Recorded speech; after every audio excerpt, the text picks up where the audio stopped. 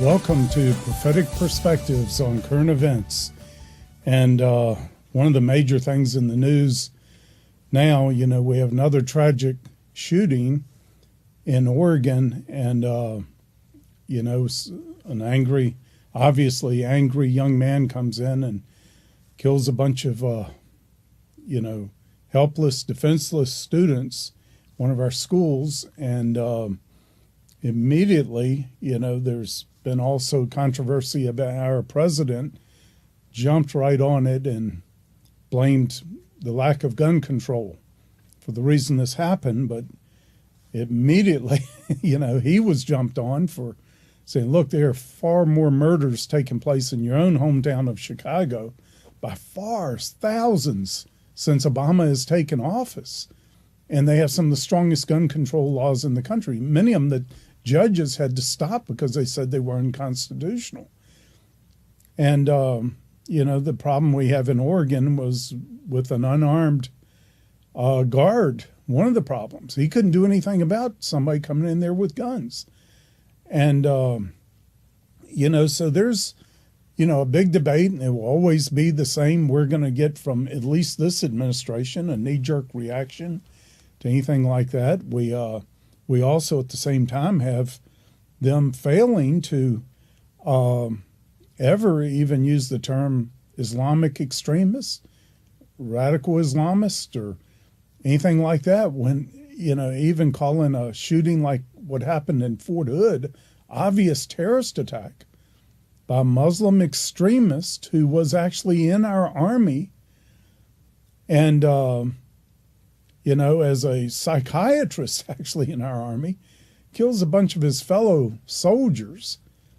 And our government is still calling that workplace violence. Won't call it a terrorist attack. If it was a terrorist attack, one thing, the survivors, the wounded survivors could be getting all kinds of extra benefits, which they can't get now because it was workplace violence. Also, the shooter, Hassan, last time I saw any notes, it's been a long time, and he had been paid his full salary, even though he's in jail, and been paid like several $100,000 after doing this shooting. I mean, look, how screwed up is our justice system? I mean, is our thinking? What are we thinking? Things like this. And, it comes out today, in the news, U.S. refugee chief didn't know the Boston bombers were refugees. And, we're talking about the Tasnaroff brothers. They actually were refugees who were resettled in this country. And, of course, this is bringing up the question, well, who are all these people coming in our country? And our administration's now wanting to bring several 100,000 from, Syria. And ISIS has already been very bold in saying they are infiltrating these refugees. They're infiltrating their fighters all over Europe through these refugees. They're being bold in talking about it. And we don't even, our U.S. chief of the refugee agency here in this country did not even know the Boston bombers were refugees. This is really shocking. And of course, it's calling for, everybody wondering, the government's number one job of our federal government is defense. And then they wonder why, campaigns such as Donald Trump just saying, I will seal our borders. I will protect us on our borders. Why he got so much traction from that, shot right to the top of the pack. And it is a huge concern, as almost every study and poll has shown, huge concern on the part of Americans, our porous borders and all the people that are being brought into our country that we don't know. We want refugees. We want to be a haven for them. We just want to know who they are. We want immigration. We are a nation built on immigration. Our immigrants, even our illegal immigrants, are being a major blessing to our country. They are doing an incredible job. You talk to almost every employer, and they'll tell you Our, Hispanic workers are our best workers, the most dependable. They're here on time. They work hard all day long. I mean, they are really a tremendous blessing. We want them here. We need them here. Our businesses need them here. We just want to know who they are and want to keep out the bad guys. But and that's not a hard thing to do. It'd be a simple thing for our government to do. Why aren't they doing it? What are they thinking? Why are they not developing a security for our borders so we know who are coming through? And you know what it would do if this thing were rectified? It would give peace to every immigrant in the country. It would give peace to the illegals once they're made legal. They don't have to worry anymore about being thrown out or anything else. I mean, it's the best thing for everybody. That's why I think Donald Trump is getting such a huge support right now from the Hispanic community. They want this done. I can't understand why anybody wouldn't want it to be done unless there's, as some people believe, this is intentional. Our government can't be that naive and they can't be that incompetent. And that's what a lot of people think. I still lean towards, yes, they are that naive and they are that incompetent. Right now, there's a whole lot of evidence that it really is naivety on an unbelievable level and incompetence on an unbelievable level. And I admit there's a lot of evidence we're being done in intentionally. Now, evidence doesn't mean you're surely guilty. It just means it's pointing at that. It looks at that. So I can understand anybody who believes either way there. And here's a good one. Remember the last couple of programs talked about how huge this thing is with Putin and the Russians intervening in Syria. I think this is going to be one of the biggest events. It's going to turn out to be one of the beginning of one of the biggest events, maybe in the last several decades. It is a huge change. It may be the beginning of the single biggest event since the fall of the Iron Curtain. And today there were headlines, Putin is hailed as humanity's savior. And it's quite a remarkable thing. And then there was a poll taken that, I think it was 96% of Americans in this poll that I saw on the news said 96% of Americans believe that Putin would deal with the ISIS situation quicker than the U.S. would, or better than the U.S. would, if the U.S. would at all. So it's like even Americans are believing in Putin more than our own government right now. He has certainly seized the initiative. Now, what does that mean? That is absolutely huge in military strategy, and it is absolutely huge in foreign policy. Seizing the initiative. Get that. Now, one of the things we try to do on these programs is we don't just talk about what's going on in the world. We want to educate as much as we can. And we're blessed to have many friends who are top-level, world-class experts in a number of areas, a number of fields. I talk to them all the time, try to learn as much as I can, get insight as much as I can, and pass it on to you. Sometimes we have them on our program.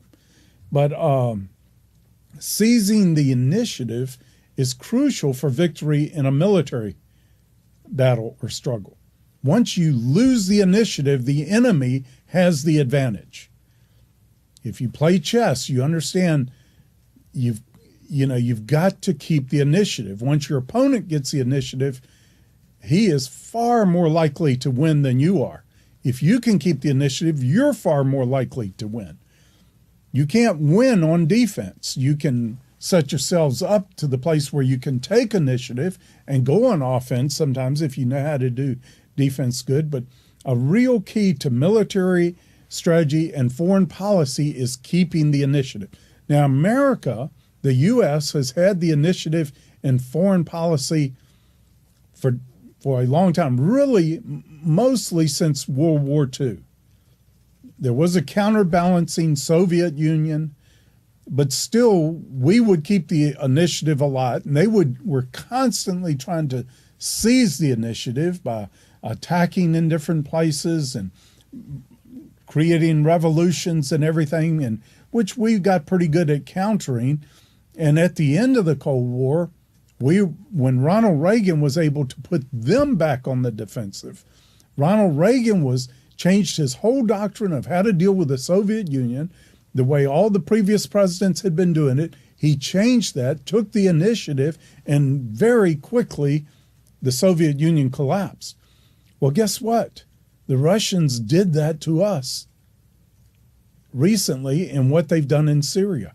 They have seized the initiative in the Middle East, and now we're reacting. I mean, it immediately made our president, made our Secretary of State look absolutely foolish, if not totally lost, and way out of their league, and not even knowing what to do or how to do this.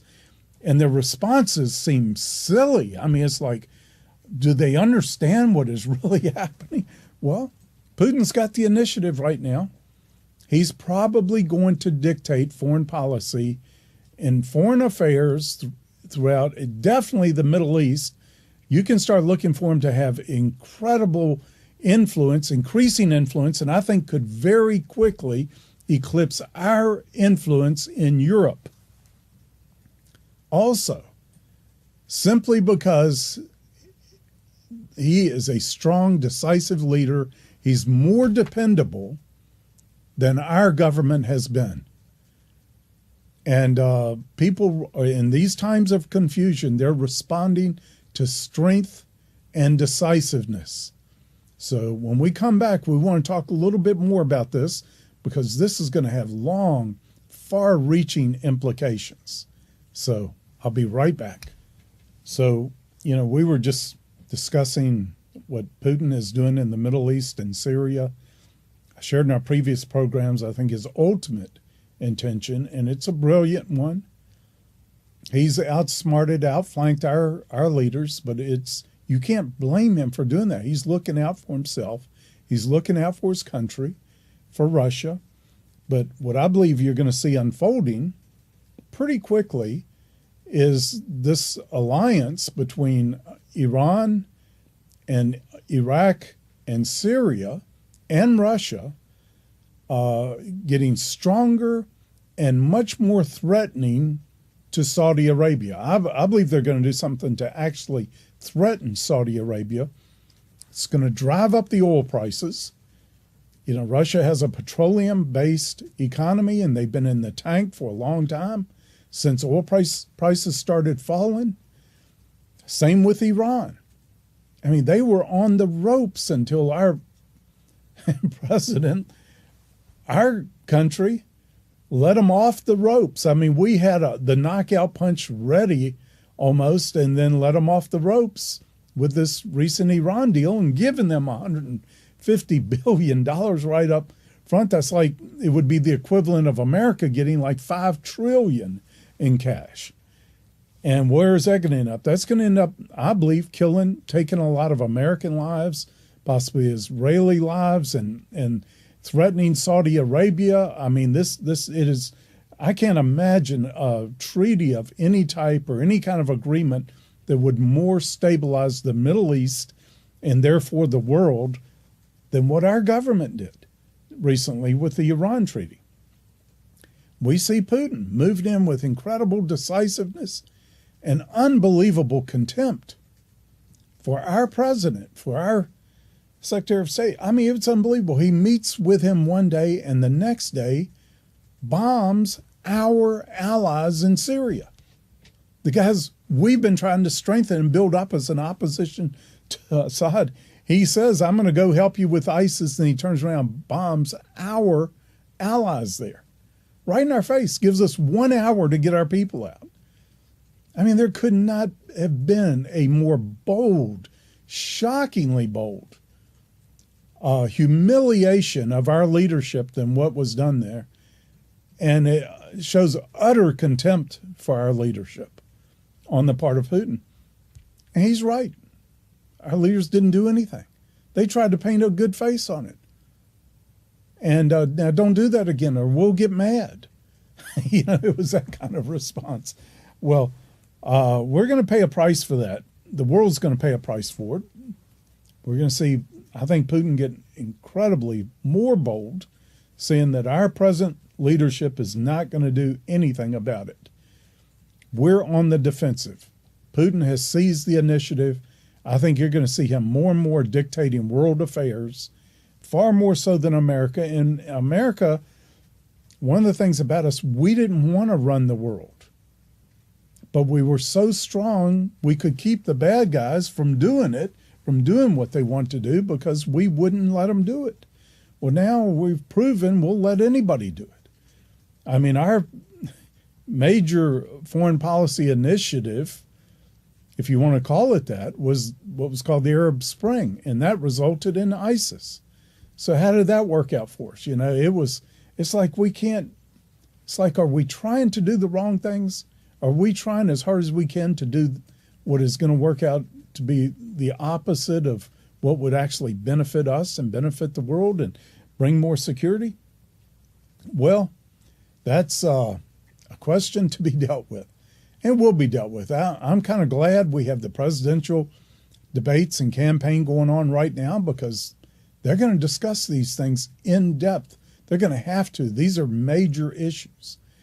And we have also news coming out almost daily. I've been telling the people I know in business for a long time, watch China. China's the marker. When something big happens in China, it's going to affect the world. Something big did happen. The Chinese stock market crash. And it's going to have worldwide implications that are already showing up in our economy. And here's another banner headline, news headline from this morning: payrolls disaster. Only 142,000 jobs added in September. Zero wage growth. August revised much lower, which means the numbers they gave us at first for August proved not to be true, and they were much worse than what the government had told us they were. Well, guess what? 142,000 jobs is about 200,000 jobs less that we need to add every month just to keep the unemployment or the employment at the present level. We need between 300 and 350,000 jobs added to our economy every month just to take care of the people entering the jobs market, just to stay level. If that number's not up where it was for a long time under Bush and under previous administrations, 400, sometimes 500,000 jobs a month being added, we're losing. If it drops below 300,000, those are jobs being lost. And just like I said, one of the previous programs, the government claims we only added 142,000, so that's a net loss of at least 200,000 jobs. And they say the unemployment didn't change. Well, it did change. And just as another headline down here said, this was quite amazing. 94,610,000 Americans no longer in the labor force. And that's almost 100 million Americans. And in this article, they say these are employable Americans who should have jobs. Now, that's over 25%. That's approaching 30% of the population of the country. How do they say our unemployment rate is just 5 point whatever percent? They're lying to us. They've skewed the factors that they use to determine the unemployment, what they do is they take anybody off the rolls who is no longer receiving unemployment compensation. Well, you only get that for so long, then you're off the rolls, whether you can get a job or not. But right now this is a massive number of Americans who are not employed. Now, we've discussed this before, but the government does not make anything marketable. The government does not add to the GDP. You've got to be in the economy, the business workforce to be adding to our gross domestic product. And what is actually being made, what is being marketable, what is making money and therefore making taxes to cover all the entitlements and everything else. Well, right now we have less than 50%. We have more than 50% who have, who are getting government benefits, government support and that support is coming from those who are making the money or the products to give the support is less than 50%. So now we're already at the place where more are just living off of the few who are working, the fewer and fewer who are actually producing something. This can't go on. This is the kind of thing anybody who knows even basics, if you think about it, this cannot last forever. So where's it going? Well, as we've been saying, there's a kingdom that cannot be shaken. I think it's going to lead a lot of people to those who are standing on solid ground, which, Lord willing, that his believers are going to, adjust their lives, do whatever it takes to build on the kingdom that cannot be shaken and to decouple as much as they can, as they need to, from this world that is falling apart. And then, can these things be turned around in our country? They can. We could yet be the strongest country in the world again and the most prosperous. And we want to talk about that in the next program.